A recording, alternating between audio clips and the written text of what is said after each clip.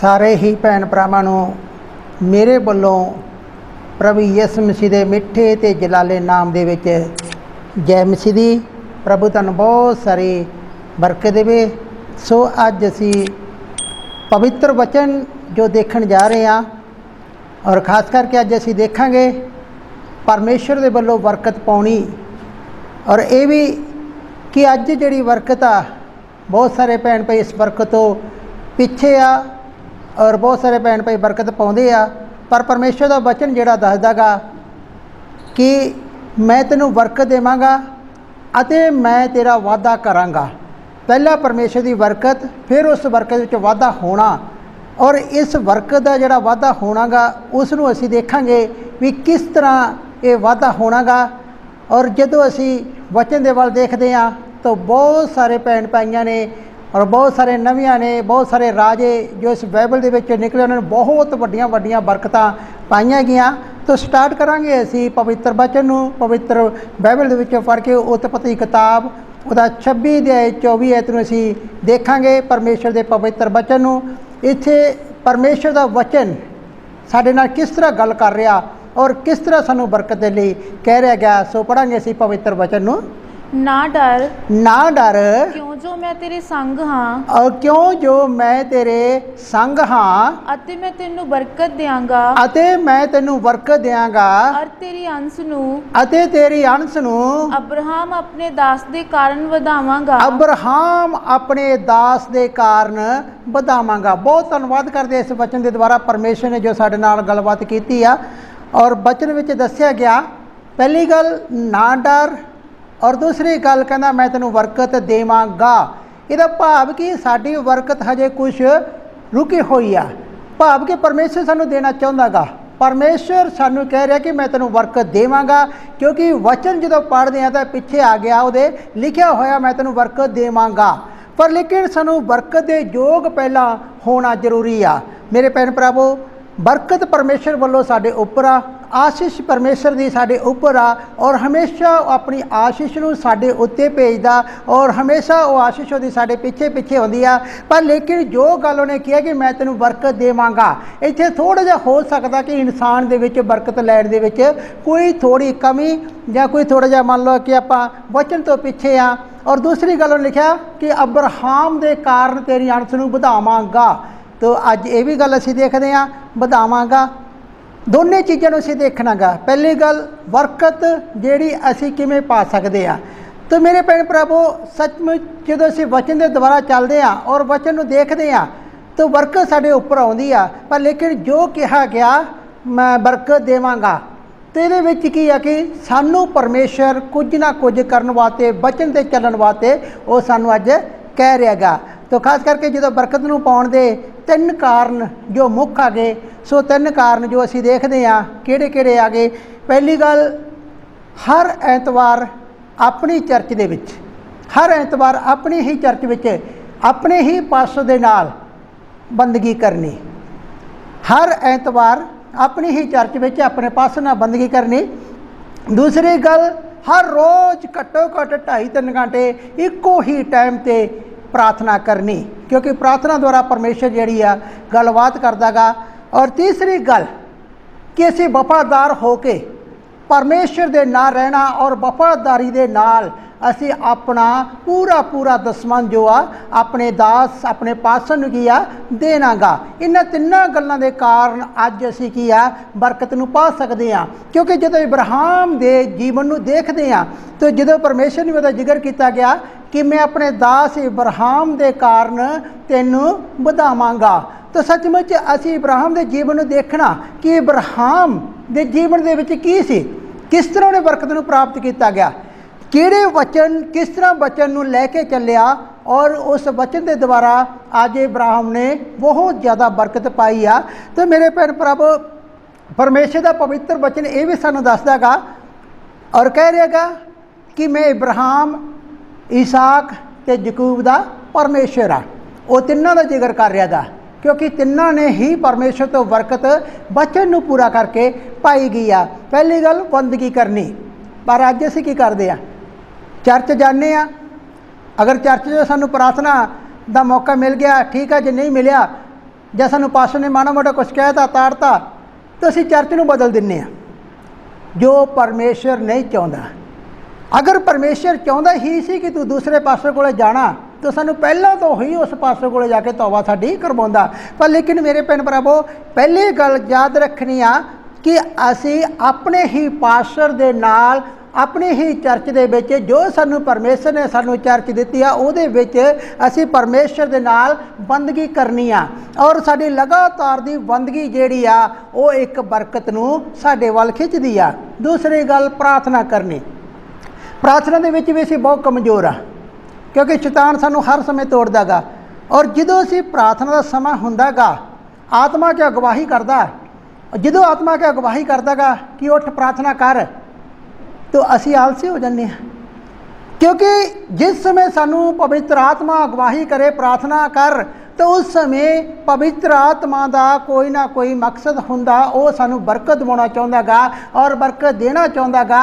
ਪਰ ਅਸੀਂ ਉਸ ਬਰਕਤ ਨੂੰ ਕਿਉਂ ਗਵਾ ਦਿੰਦੇ ਹਾਂ? ਕਿਉਂਕਿ ਜੇ ਸ਼ੈਤਾਨ ਆਉਂਦਾ ਗਾ ਔਰ ਆ ਕੇ ਕਹਿੰਦਾ ਗਾ ਤੂੰ ਪ੍ਰਾਰਥਨਾ ਠਹਿਰ ਕੇ ਕਰੀ, ਹਜੇ ਥੋੜ੍ਹਾ ਚਿਰ ਹੋਰ ਠਹਿਰ ਜਾ ਫਿਰ ਕਰੀ, ਅਤੇ ਉਹ ਸਾਡੀ ਬਰਕਤ ਨੂੰ ਕੀ ਕਰਦਾ? ਗਵਾ ਦਿੰਦਾ ਗਾ।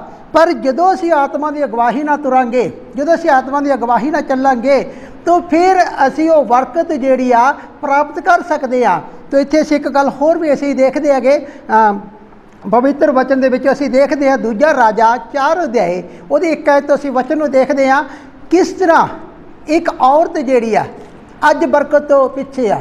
ਜੇ ਉਹਦੇ ਬਾਰੇ ਅਸੀਂ ਪੜ੍ਹਦੇ ਹਾਂ ਤਾਂ ਪਹਿਲਾਂ ਹੀ ਪਰਮੇਸ਼ਰ ਨੂੰ ਜਾਣਦੀ ਆ, ਪਰ ਲੇਕਿਨ ਉਹ ਬਰਕਤ ਦੇ ਵਿੱਚੋਂ ਪਿੱਛੇ ਆ, ਇੰਨੀ ਪਿੱਛੇ ਆ ਕਿ ਉਹ ਕਰਜ਼ਦਾਰ ਹੋ ਗਈ ਆ। ਇੰਨਾ ਕਰਜ਼ਾ ਸਿਰ 'ਤੇ ਆ ਗਿਆ ਕਿ ਉਹਦੇ ਪੁੱਤਰ ਅੱਜ ਗੁਲਾਮ ਹੋਣ ਜਾ ਰਹੇ ਆ, ਨੌਕਰ ਬਣਨ ਜਾ ਰਹੇ ਆ, ਲੋਕਾਂ ਦੇ ਘਰਾਂ 'ਚ ਕੰਮ ਕਰਨ ਨੂੰ ਜਾ ਰਹੇ ਆ, ਲੋਕਾਂ ਦੇ ਤਾਨੇ ਮੇਨੇ ਦਾ ਕਾਰਨ ਬਣ ਚੁੱਕੀ ਆ ਉਹ। ਕਿਉਂ? ਬਰਕਤ ਨਹੀਂ ਆ। ਲੇਕਿਨ ਬਰਕਤ ਦਾ ਨਾ ਆਉਣਾ ਕੀ ਕਾਰਨ ਬਣਿਆ? ਅਸੀਂ ਪੜ੍ਹਾਂਗੇ ਪਵਿੱਤਰ ਵਚਨ ਦੇ ਵਿੱਚੋਂ। ਹਾਂਜੀ, ਨਬੀਆਂ ਦੇ ਪੁੱਤਰਾਂ ਦੀਆਂ ਤੀਵੀਆਂ ਵਿੱਚੋਂ। ਬਹੁਤ ਵਧੀਆ ਗੱਲ ਇੱਥੇ ਲਿਖੀ ਗਈ ਹੈ, ਨਬੀਆਂ ਦੇ ਪੁੱਤਰਾਂ ਦੀਆਂ ਤੀਵੀਆਂ ਦੇ ਵਿੱਚੋਂ। ਨਬੀ ਇੱਕ ਭਵਿੱਖਬਾਣੀ ਕਰਨ ਵਾਲੇ, ਪਰਮੇਸ਼ਰ ਦੇ ਵਿੱਚ ਚੱਲਣ ਵਾਲੇ, ਔਰ ਉਹਨਾਂ ਦੇ ਪੁੱਤਰਾਂ ਦੀਆਂ ਤੀਵੀਆਂ ਦੇ ਵਿੱਚੋਂ ਇੱਕ ਤੀਵੀਂ। ਜੇ ਉਹ ਨਬੀ ਆ ਤੇ ਉਹਨਾਂ ਦੇ ਪੁੱਤਰ ਵੀ ਪਰਮੇਸ਼ਰ 'ਚ ਆ, ਤਾਂ ਫਿਰ ਉਹ ਵੀ ਤਾਂ ਪਰਮੇਸ਼ਰ 'ਚ ਆ। ਔਰ ਉਹਨਾਂ ਦੇ ਪੁੱਤਰਾਂ ਦੀਆਂ ਤੀਵੀਆਂ ਵਿੱਚੋਂ ਅੱਗੇ ਇੱਕ ਜਾਨੀ ਨੇ ਅਲੀਸ਼ਾ ਅੱਗੇ ਦੁਹਾਈ ਦਿੱਤੀ। ਬਚਨ ਵਿੱਚ ਲਿਖਿਆ, ਇੱਕ ਜਾਨੀ ਨੇ ਅਲੀਸ਼ਾ ਦੇ ਅੱਗੇ ਆ ਕੇ ਦੁਹਾਈ ਦਿੱਤੀ। ਅੱਗੇ, ਭਾਈ ਤੇਰਾ ਦਾਸ ਮੇਰਾ ਪਤੀ ਮਰ ਗਿਆ, ਤੇਰਾ ਦਾਸ ਮੇਰਾ ਪਤੀ ਮਰ ਗਿਆ, ਅਤੇ ਤੂੰ ਜਾਣਦਾ ਹੈ, ਅਤੇ ਹੁਣ ਤੂੰ ਜਾਣਦਾ ਹੈ, ਭਾਈ ਤੇਰਾ ਦਾਸ ਯਹੋਵਾ ਦਾ ਭੈ ਮੰਨਦਾ ਸੀ। ਤੇਰਾ ਦਾਸ ਇੱਕ ਪਰਮੇਸ਼ਰ ਦਾ ਡਰ ਮੰਨਣ ਵਾਲਾ ਮਨੁੱਖ ਸੀ। ਤਾਂ ਅਸੀਂ ਇਸ ਜਗ੍ਹਾ ਦੇ ਵਿੱਚ ਇੱਕ ਬਹੁਤ ਸੋਹਣੀ ਗੱਲ ਦੇਖਦੇ ਹਾਂ, ਔਰ ਜ਼ਿਕਰ ਹੋ ਰਿਹਾ ਕਿ ਤੇਰਾ ਦਾਸ ਇੱਕ ਪਰਮੇਸ਼ਰ ਦਾ ਡਰ ਮੰਨਣ ਵਾਲਾ ਸੀ, ਡਰ ਮੰਨਣ ਵਾਲਾ ਸੀਗਾ। ਪਰ ਲੇਕਿਨ ਇੱਥੇ ਦੇਖਦੇ ਹਾਂ ਕਿ ਹੋ ਸਕਦਾ ਕਿ ਉਸ ਔਰਤ ਦੇ ਜੀਵਨ ਦੇ ਵਿੱਚ ਪਰਮੇਸ਼ਰ ਦਾ ਡਰ ਨਿਕਲ ਚੁੱਕਿਆ, ਕਿਉਂਕਿ ਬਰਕਤ ਦਾ ਜਾਣਾ, ਅਸੀਂ ਤਾਂ ਬਰਕਤ ਪ੍ਰਾਪਤ ਕਰਨੀ ਹੈ, ਬਰਕਤ ਪਾਉਣੀ ਆ, ਪਰ ਲੇਕਿਨ ਬਰਕਤ ਦਾ ਜਾਣਾ, ਬਰਕਤ ਦਾ ਘਰੋਂ ਚਲੇ ਜਾਣਾ, ਕੰਗਾਲ ਹੋ ਜਾਣਾ, ਕਰਜ਼ੇ ਹੇਠ ਆ ਜਾਣਾ, ਕੀ ਕਾਰਨ ਬਣ ਗਿਆ? ਕਿ ਪਰਮੇਸ਼ਰ ਦੇ ਉਸ ਘਰ ਨੂੰ ਛੱਡ ਦੇਣਾ ਔਰ ਆਪਣੇ ਦਾਸ ਨੂੰ ਛੱਡ ਦੇਣਾ। ਔਰ ਜਦੋਂ ਉਸਨੇ ਆਪਣੀ ਚਰਚ ਨੂੰ ਛੱਡ ਦਿੱਤਾ ਗਿਆ ਔਰ ਇੱਧਰ ਉੱਧਰ ਜੋ ਜਾਣਾ ਸ਼ੁਰੂ ਕਰ ਦਿੱਤਾ ਗਿਆ, ਤਾਂ ਉਹਦੀ ਜਿਹੜੀ ਆਸ ਸੀਗੀ ਉਹ ਰੁਕ ਚੁੱਕੀ ਆ। ਲੇਕਿਨ ਇੱਕ ਦਿਨ ਜਦੋਂ ਇਹੋ ਜਿਹਾ ਮਾਹੌਲ ਬਣਿਆ ਕਿ ਉਹਦੇ ਪੁੱਤਰਾਂ ਨੂੰ ਕਰਜ਼ਦਾਰ, ਜਿਨ੍ਹਾਂ ਨੇ ਕਰਜ਼ਾ ਲੈਣਾ ਸੀਗਾ, ਉਹ ਲੋਕ ਉਹਦੇ ਘਰ ਆਏ ਔਰ ਜਿੱਦ ਕੀਤੀ ਕਿ ਜਦ ਆਪਣੇ ਪੁੱਤਰਾਂ ਨੂੰ ਸਾਡੇ ਨਾਲ ਭੇਜ, ਅਸੀਂ ਇਹਨਾਂ ਤੋਂ ਕੰਮ ਕਰਾਈਏ, ਆਪਣੇ ਘਰਾਂ ਦੇ ਵਿੱਚ, ਸਾਡੇ ਘਰਾਂ ਦੇ ਵਿੱਚ ਕੰਮ ਕਰਨ, ਅਸੀਂ ਇਹਨਾਂ ਨੂੰ ਗੁਲਾਮ ਬਣਾਵਾਂਗੇ, ਇਹ ਸਾਡੇ ਨੌਕਰ ਹੋਣਗੇ, ਉਦੋਂ ਤੱਕ ਤੇਰੇ ਪੁੱਤਰ ਸਾਡੇ ਘਰਾਂ ਵਿੱਚ ਕੰਮ ਕਰਨਗੇ ਜਦ ਤੱਕ ਕਰਜ਼ਾ ਨਹੀਂ ਉਤਰ ਜਾਂਦਾ ਗਾ। ਬਹੁਤ ਹੀ ਤਾਨਿਆਂ ਹੇਠ, ਲੇਕਿਨ ਇੱਕ ਮਾਂ ਹੋਣ ਦੇ ਨਾਤੇ ਆਪਣੇ ਪੁੱਤਰਾਂ ਨੂੰ ਵੀ ਨੌਕਰ ਬਣਾ ਨਹੀਂ ਸਕਦੀਗੀ।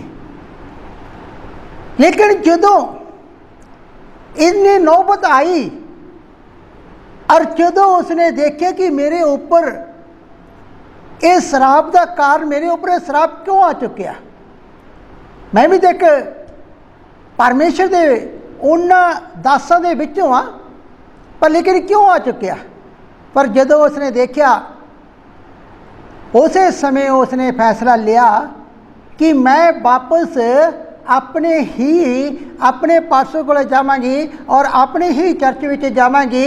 तो उत्थे जदों गई और पहली गल की आख्या गया, वो अलीसा दे कोल गई और पवित्र आत्मा ने उन्होंने आख्या कि तू उठ वापस उस चर्च विच, उस जगह विच जा जिस जगह विच अलीसा बैठा होया, क्योंकि परमेश्वर ने उस अलीसा नूं तेरी बरकत का हुक्म दिता कि तेरी बरकत उहदे द्वारा खुल जावे।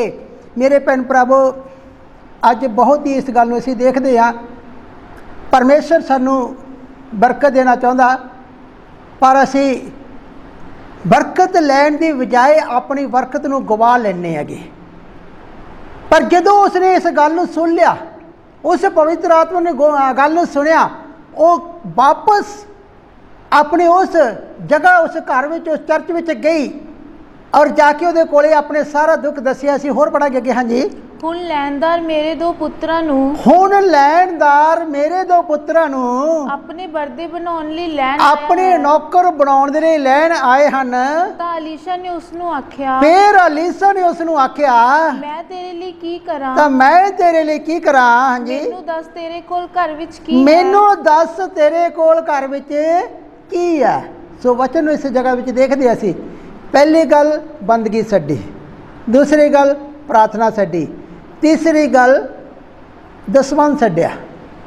तिन्ने गल्लां अज सानू बरकत विच वधाउंदियां ते तिन्ने गल्लां तो बाहर। और उस औरत ने जदों मान लिया कि मैं अज तो बंदगी करांगी, अज तो प्रार्थना करांगी, और इस गल नूं पुछिया अलीसा ने, मैनू दस कि तेरे घर विच की आ? और जदों ने आख्या, अगे पढ़ांगे थोड़ा जिहा होर, हाँ जी। ਉਹ ਬੋਲੀ, ਤੇਰੀ ਟੈਲਨ ਦੇ ਘਰ ਵਿੱਚ, तेरी टैलन दे घर विच ਇੱਕ ਕੁੱਪੀ ਤੇਲ ਤੋਂ ਬਿਨਾ ਕੁਝ ਵੀ एक ਨਹੀਂ। कूपी तेल तो बिना होर कुछ भी नहीं है। तो मेरे भैन भरा, असीं देखते हैं परमेश्वर की बरकत शुरू होने जा रही है, पर उस तो पहला परमेश्वर दे वचन ते खड़ना ते तुरना सानू बहुत जरूरी आ। जदों पुछे कि तेरे घर विच की आ, एक कुप्पी तेल दी, तो हुण एक कुप्पी तेल तो ही परमेश्वर आशीष देवेगा। बहुत वधिया गल है कि जदों परमेश्वर ने उस ते निगाह की और जदों उसने प्रार्थना विच वधी, बंदगी विच वधी, तो परमेश्वर ने उहदी बरकत नूं खोलिया गया। असीं सारे जानते हैं कि अगे की होया, किस तरह उहदी बरकत खुली आ। और उस तो बाद वो कदे भी शर्मिंदी नहीं हुई, कदे भी वो शर्मिंदी नहीं हुई। जदों परमेश्वर ने उहदे खाली भांडे नूं भरिया और उन्हां विच तेल आ चुका, तेल दे भर गए, उस तो बाद जदों तेल नूं बेचा गया तो वो लोग उहदे घर आए बड़े गुस्से दे नाल, साडा करजा दे जां अपने पुत्तरां नूं तोर। तो की बोली होगी, है ना, प्यार दे नाल, वीर जी जय मसीह दी, बैठो। वो बड़े हैरान होए होणगे, है ना, भी कल तक यह साड़ियां मिन्नतां करदी सी, अज बड़े प्यार नाल कह रही सी कि बैठो, मैं तुहाडा करजा देवांगी। और जदों उन्हें करजा दिता तो परमेश्वर ने उन्हां नूं शर्मिंदा कीता। जदों वचन ते चले तो परमेश्वर ने उस औरत नूं उच्चा कर दिता गया। अज साडी बरकत क्यों रुकदी आ? क्योंकि असीं परमेश्वर नाल वफादार नहीं हुंदे। आज साडी बरकत क्यों रुकदी आ? क्योंकि असीं अपनी चर्च नाल वफादार नहीं हुंदे। आज साडी बरकत क्यों रुकदी आ? क्योंकि असीं अपने पास नूं कदे पास नहीं समझदे गए। मेरे भैन भरावो, परमेश्वर का वचन दसदा कि मैं तेनू बरकत देवांगा।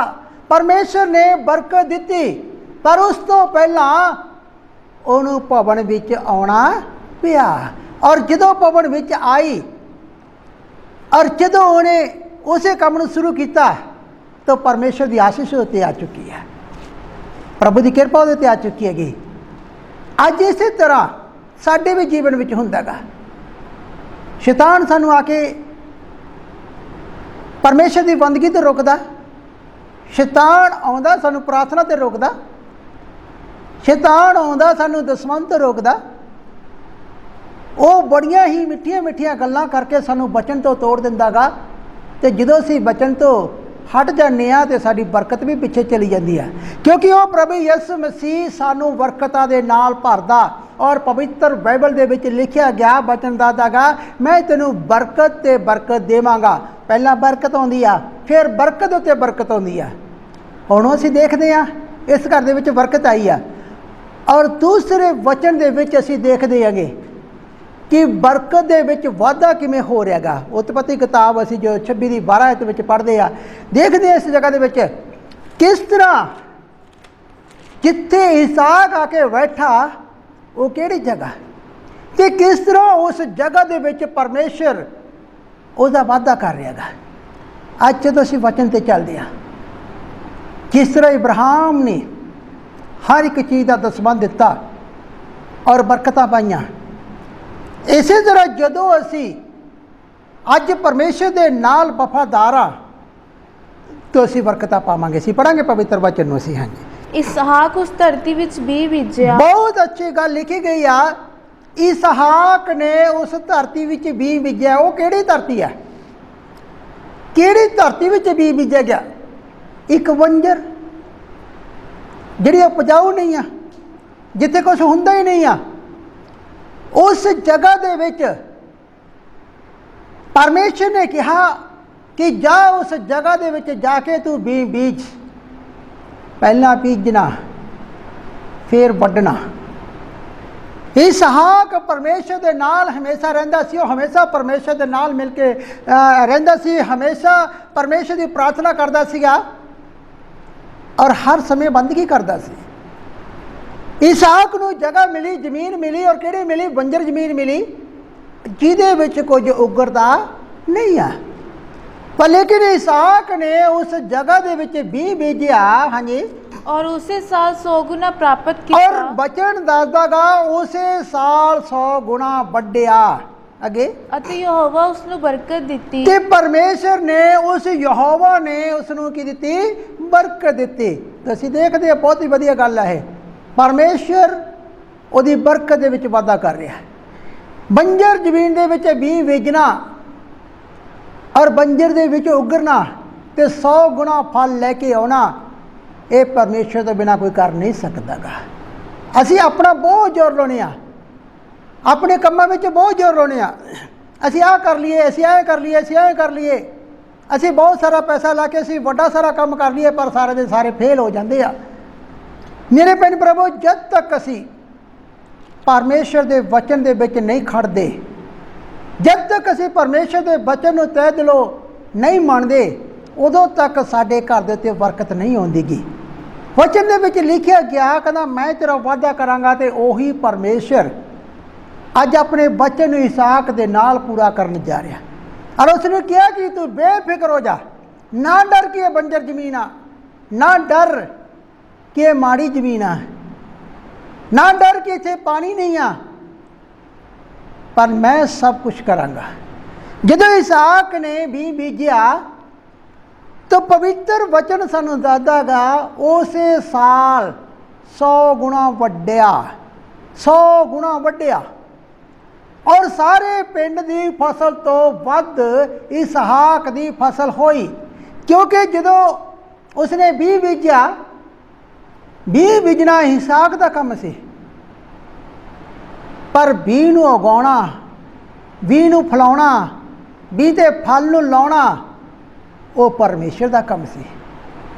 समय नाल परमेश्वर ने उसने बीजी हुई जमीन के उत्ते एक मीह पाया, पानी दिता और उसनूं वधाया। अज जदों असीं अपने हर गल दे विचों परमेश्वर के वचन के नाल वफादार होकर चलते आ, तुहाडा बीजिया होया बीज, तुहाडीआं कीतियां होईयां बंदियां कीतियां होईयां प्रार्थना कदे बेअर्थ नहीं जाणगीआं। पर लेकिन जदों तुसीं परमेश्वर के नाल वफादार होकर चलोगे, और जदों तुसीं वफादार होकर चलते हो, इसहाक ने परमेश्वर की गल सुनी। हो सकता है इसहाक कोल शैतान आया होवे, उन्हें क्या होवे कि यह जगह जिहड़ी एक बंजर जगह, और उसने क्या होवेगा कि यह जिहड़ी जगह की इत्थे कोई फसल नहीं हुंदी, ये मारू जगह, इत्थे कोई फसल नहीं हुंदी गी, क्यों तो इस जगह विच अपने बीज नूं खराब कर रहे हैं? लेकिन ਉਹਨੇ ਉਸ ਗੱਲ ਨੂੰ ਨਾ ਮੰਨਿਆ। ਇੱਕੋ ਗੱਲ ਤੇ ਰਿਹਾ ਕਿ ਮੈਨੂੰ ਪਰਮੇਸ਼ਰ ਨੇ ਆਖਿਆ ਕਿ ਤੂੰ ਇੱਥੇ ਬੀਜ। ਜਦੋਂ ਬੀਜਿਆ ਉਸੇ ਸਾਲ 100 ਗੁਣਾ ਵੱਢਿਆ। ਉਹ ਮਨੁੱਖ ਕੀ ਹੋ ਗਿਆ? ਥੋੜਾ ਅੱਗੇ ਅਸੀਂ ਹੋਰ ਪੜਾਂਗੇ ਇਸ ਨੂੰ। ਸੋ ਮਨੁੱਖ ਵੱਧ ਗਿਆ। ਸੋ ਉਹ ਮਨੁੱਖ ਵੱਧ ਗਿਆ ਔਰ ਵਾਧਾ ਚਲਾ ਗਿਆ। ਅਤੇ ਵਾਧਾ ਹੀ ਚਲਾ ਗਿਆ। ਔਰ ਉਹ ਅੱਤ ਵੱਡਾ ਹੋ ਗਿਆ। ਅਤੇ ਉਹ ਅੰਤ ਵੱਡਾ ਹੋ ਗਿਆ। ਧੰਨਵਾਦ ਕਰਦੇ ਅਸੀਂ ਪਰਮੇਸ਼ਰ ਦਾ। ਬਹੁਤ ਹੀ ਵਧੀਆ ਵਚਨ ਕੀ ਦੱਸ ਰਿਹਾ। ਸੋ ਮਨੁੱਖ ਵੱਧ ਗਿਆ। ਦੂਸਰੇ ਦੇਸ਼ ਦੇ ਵਿੱਚ ਪਰਦੇਸੀ ਹੋ ਕੇ ਇਸਹਾਕ ਉਸ ਜ਼ਮੀਨ ਦੇ ਵਿੱਚ ਬੈਠਾ। ਪਰਮੇਸ਼ਰ ਦੇ ਵਚਨ ਦੇ ਅਨੁਸਾਰ ਉਹਨੇ ਕੰਮ ਕੀਤਾ। ਪਰਮੇਸ਼ਰ ਦੇ ਵਚਨ ਦੇ ਅਨੁਸਾਰ ਉਹਨੇ ਜੋ ਕੁਛ ਕਿਹਾ ਪਰਮੇਸ਼ਰ ਨੇ ਸੋ ਕੀਤਾ। ਉਸੇ ਦੇ ਨਾਲ ਉਹਨੇ 100 ਗੁਣਾ ਵੱਢਿਆ।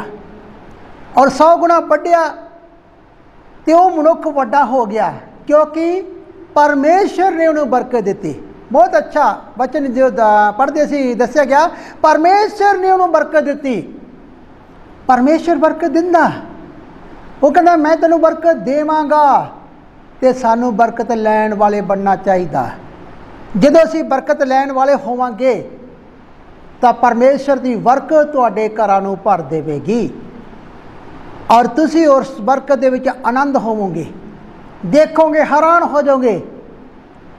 ਅੱਜ ਇਸਾਕ ਨੇ ਬੀਜਿਆ ਪਰਮੇਸ਼ਰ ਦੇ ਕਹੇ ਅਨੁਸਾਰ, ਉਹਦੇ ਬਚਨ ਦੇ ਅਨੁਸਾਰ। ਔਰ ਜਦੋਂ ਬੀਜਿਆ ਗਿਆ ਤੇ ਜਦੋਂ ਉਸ ਨੂੰ ਵੱਢਿਆ ਗਿਆ ਤਾਂ 100 ਗੁਣਾ ਸੀ। ਬਾਈਬਲ ਦੱਸਦੀ ਹੈ ਕਿ ਉਹ ਮਨੁੱਖ ਵੱਡਾ ਹੋ ਗਿਆ। ਔਰ ਦੂਸਰੀ ਗੱਲ ਦੱਸੀ ਆ ਕਿ ਉਹ ਮਨੁੱਖ ਵਾਧਾ ਹੀ ਚਲਾ ਗਿਆ। ਜਿਸ ਪਿੰਡ ਵਿੱਚ ਆਇਆ ਸੀਗਾ ਬਹੁਤ ਗਰੀਬ ਸੀ। ਔਰ ਜਦੋਂ ਵਧਿਆ ਪਰਮੇਸ਼ਰ ਨੇ ਵਧਾਇਆ, ਬਹੁਤ ਸਾਰੇ ਨੌਕਰ, ਬਹੁਤ ਸਾਰੇ ਉਹਦੇ ਟਹਿਲੂਏ ਹੋ ਗਏ ਤੇ ਸਾਰੇ ਪਿੰਡ ਤੋਂ ਅਮੀਰ ਹੋ ਗਿਆ। ਇੱਥੋਂ ਤੱਕ ਪਵਿੱਤਰ ਬਾਈਬਲ ਇਹ ਵੀ ਦੱਸਦੀ ਹੈ ਕਿ ਲੋਕ ਉਸ ਤੋਂ ਸੜਨ ਲੱਗੇ। ਕਿਉਂ? ਕਹਿੰਦੇ ਪਰਦੇਸੀ ਹੋ ਕੇ ਆਇਆ ਤੇ ਸਾਥੋਂ ਅਮੀਰ ਹੋ ਗਿਆ। ਮੇਰੇ ਭੈਣ ਪ੍ਰਭੂ, ਪਵਿੱਤਰ ਵਚਨ ਦੇ ਵਿੱਚ ਲਿਖਿਆ ਗਿਆ, ਕਹਿੰਦਾ ਨਾ ਡਰ ਮੈਂ ਤੇਰੇ ਨਾਲ ਹਾਂ। ਤੇ ਪਰਮੇਸ਼ਰ ਕਦੋਂ ਨਾਲ ਹੋਵੇਗਾ? ਜਦੋਂ ਅਸੀਂ ਉਹਦੇ ਵਚਨ ਨੂੰ ਤਹਿ ਦਿਲੋਂ ਤੋਂ ਮੰਨਾਂਗੇ, ਜਦੋਂ ਅਸੀਂ ਉਹਦੇ ਵਚਨ ਤੇ ਚੱਲਾਂਗੇ, ਤਦ ਪਰਮੇਸ਼ਰ ਸਾਡੇ ਨਾਲ ਹੋਵੇਗਾ। ਅਗਲੀ ਗੱਲ ਦੱਸਦਾ ਕਿ ਮੈਂ ਤੈਨੂੰ ਬਰਕਤ ਦੇਵਾਂਗਾ। ਕਦੋਂ ਪਰਮੇਸ਼ਰ ਬਰਕਤ ਦੇਗਾ? ਜਦੋਂ ਅਸੀਂ ਉਹਦੇ ਵਚਨ ਨੂੰ ਮੰਨਾਂਗੇ ਔਰ ਉਹ ਵਚਨ ਸਾਡੇ ਜੀਵਨ ਦੇ ਵਿੱਚ ਹੋਵੇ। ਡਰ ਦੇ ਵਿੱਚ ਅਸੀਂ ਉਸ ਵਚਨ ਨੂੰ ਮੰਨੀਏ, ਉਦੋਂ ਪਰਮੇਸ਼ਰ ਸਾਡੀ ਬਰਕਤ ਨੂੰ ਖੋਲ੍ਹ ਦੇਵੇਗਾ। ਕਦੋਂ ਪਰਮੇਸ਼ਰ ਸਾਨੂੰ ਵਧਾਵੇਗਾ? ਜਦੋਂ ਅਸੀਂ ਉਹਦੇ ਹੁਕਮ ਨੂੰ ਮੰਨਦੇ ਹਾਂ। ਆਪਣੀ ਕਮਾਈਆਂ ਦਾ ਜਦੋਂ 10ਵਾਂ ਹਿੱਸਾ ਅਸੀਂ ਬੀਜਦੇ ਹਾਂ, ਕੱਢਦੇ ਹਾਂ, ਦਿੰਦੇ ਹਾਂ, ਉਦੋਂ ਪਰਮੇਸ਼ਰ ਸਾਨੂੰ ਵਧਾਉਂਦਾ ਗਾ। ਪਹਿਲਾਂ ਪਰਮੇਸ਼ਰ ਦੀ ਬਰਕਤ ਸਾਡੇ ਘਰੇ ਆਉਂਦੀ ਆ, ਉਸ ਤੋਂ ਬਾਅਦ ਪਰਮੇਸ਼ਰ ਸਾਡੀ ਬਰਕਤ ਨੂੰ ਵਧਾਉਂਦਾ ਗਾ, ਦੁੱਗਣਾ ਕਰਦਾ। ਫਿਰ ਉਸ ਬਰਕਤ ਦੇ ਵਿੱਚ ਵਾਧਾ ਕਰਦਾ, ਇੱਥੋਂ ਤੱਕ ਕਿ ਉਹ ਪੀੜ੍ਹੀਆਂ ਦਰ ਪੀੜ੍ਹੀਆਂ ਤੱਕ ਉਸ ਨੂੰ ਵਧਾਉਂਦਾ ਰਹਿੰਦਾ ਗਾ। ਸੋ ਇਸ ਵਚਨ ਨੂੰ ਅਸੀਂ ਧਿਆਨ ਦੇ ਨਾਲ ਦੇਖਦੇ ਹੋਏ ਤਾਂ ਸੱਚਮੁੱਚ ਅਸੀਂ ਜਦੋਂ ਵਚਨ ਦੇ ਦੁਆਰਾ ਚੱਲਦੇ ਹਾਂ ਤੇ ਕਦੇ ਸ਼ਰਮਿੰਦੇ ਨਹੀਂ ਹੁੰਦੇਗੇ। ਪਰਮੇਸ਼ਰ ਤੁਹਾਨੂੰ ਉਹਨਾਂ ਲੋਕਾਂ ਦੇ ਵਿੱਚ ਉੱਚਾ ਕਰਦਾ, ਮੁਬਾਰਕ ਕਰਦਾ ਗਾ ਜਿਹੜੇ ਅੱਜ ਤੁਹਾਨੂੰ ਤਾਨੇ ਮਾਰਦੇ ਆ। ਔਰ ਜਦੋਂ ਅਸੀਂ ਵਚਨ ਨੂੰ ਮੰਨਾਂਗੇ, ਵਚਨ ਤੇ ਚੱਲਾਂਗੇ ਤਾਂ ਪਰਮੇਸ਼ਰ ਸਾਡੇ ਨਾਲ ਆ। ਫਿਰ ਪਰਮੇਸ਼ਰ ਸਾਡੇ ਨਾਲ ਰਹੇਗਾ, ਫਿਰ ਪਰਮੇਸ਼ਰ ਸਾਨੂੰ ਬਰਕਤ ਦੇਵੇਗਾ, ਫਿਰ ਪਰਮੇਸ਼ਰ ਸਾਨੂੰ ਵਧਾਵੇਗਾ। ਤੇ ਇੰਨੇ ਵਚਨ ਦੇ ਦੁਆਰਾ ਅਸੀਂ ਅੱਜ ਜੋ ਬਾਈਬਲ 'ਚ ਦੇਖਿਆ, ਤਾਂ ਮੈਂ ਚਾਹਾਂਗਾ ਕਿ ਅਗਰ ਅਸੀਂ ਇਹਨਾਂ ਤਿੰਨਾਂ ਗੱਲਾਂ ਉੱਤੇ ਪੂਰੇ ਖਰੇ ਹੋ ਜਾਈਏ, ਐਤਵਾਰ ਨੂੰ ਬੰਦਗੀ ਕਰਨੀ ਔਰ ਉਹ ਵੀ ਆਪਣੀ ਚਰਚ ਵਿੱਚ, ਆਪਣੇ ਹੀ ਪਾਸਟਰ ਦੇ ਨਾਲ, ਕਿਉਂਕਿ ਪਰਮੇਸ਼ਰ ਨੇ ਤੁਹਾਨੂੰ ਤੁਹਾਡੇ ਲਈ ਇੱਕ ਦਾਸ ਦਿੱਤਾ। ਪਰਮੇਸ਼ਰ ਨੇ ਤੁਹਾਨੂੰ ਚਰਚ ਦਿੱਤੀ ਹੈ, ਭਾਵੇਂ ਉਹ ਕਿੱਡੀ ਬਿਲਡਿੰਗ ਹੈ, ਭਾਵੇਂ ਕਿੱਡੀ ਵੀ ਹੈ, ਪਰ ਪਰਮੇਸ਼ਰ ਨੇ ਤੁਹਾਨੂੰ ਉੱਥੇ ਠਹਿਰਾਇਆ। ਪਰਮੇਸ਼ਰ ਨੇ ਤੁਹਾਨੂੰ ਪ੍ਰਾਰਥਨਾ ਦਾ ਸਮਾਂ ਦਿੱਤਾ। ਤੁਸੀਂ ਪ੍ਰਾਰਥਨਾ ਜਦੋਂ ਅਸੀਂ ਕਰਾਂਗੇ, ਜੋ ਪ੍ਰਾਰਥਨਾ ਕਰੋਗੇ, ਔਰ ਇਹ ਨਹੀਂ ਕਿ ਬੇਟਾਈਮੀ ਅੱਜ 10 ਵਜੇ ਕਰ ਲਈ, ਕੱਲ 9 ਵਜੇ ਕਰ ਲਈ। ਇੱਕੋ ਟਾਈਮ ਪਰਮੇਸ਼ਰ ਦੇ ਨਾਲ ਬੈਠਣਾ, ਪਰਮੇਸ਼ਰ ਗੱਲ ਕਰੇਗਾ। ਔਰ ਜਦੋਂ ਅਸੀਂ ਵਫਾਦਾਰੀ ਨਾਲ ਪਰਮੇਸ਼ਰ ਦੇ ਵਚਨ ਨੂੰ ਮੰਨਾਂਗੇ, ਦਸਮੰਧ ਨੂੰ ਦੇਵਾਂਗੇ, ਨਾ 1 ਰੁਪਿਆ ਘੱਟ ਤੇ ਨਾ 1 ਰੁਪਿਆ ਵੱਧ, ਖਰੇ ਹੋ ਕੇ ਦਸਮੰਧ ਨੂੰ ਦੇਵਾਂਗੇ।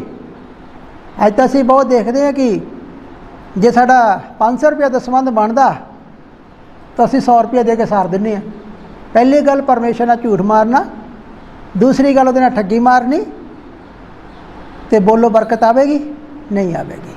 ਪਰਮੇਸ਼ਰ ਨਾਲ ਵਫਾਦਾਰ ਹੋਣਾ, ਪਰਮੇਸ਼ਰ ਬਰਕਤ ਦਿੰਦਾ ਗਾ।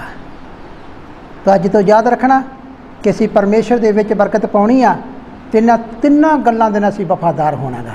ਪ੍ਰਭੂ ਯਿਸੂ ਮਸੀਹ ਤੁਹਾਨੂੰ ਬਹੁਤ ਬਹੁਤ ਸਾਰੀ ਆਸੀਸ਼ ਦੇਵੇ। ਜੈ ਮਸੀਹ।